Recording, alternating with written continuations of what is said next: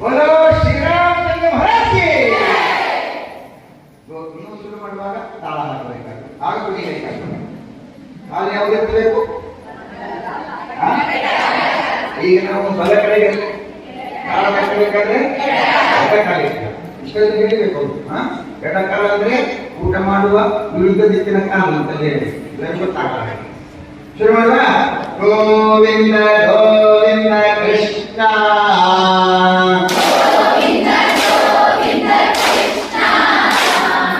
ಗೋಪಾಲ ಗೋಪಾಲ ಕೃಷ್ಣ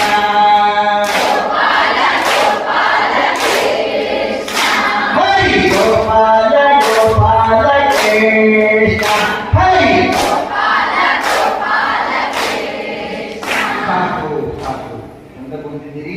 ಕೈ ಮೇಲೆ ಮಾಡಿ ತಿರುಗಿಸಿ ಹೀಗೆ ಹಿಂದಕ್ಕೆ ಹೊಡೀರಿ. ಕುತ್ಕೊಳ್ಳಿ, ಉಪವಿಸ ಸಾಲು ಮಾಡಿ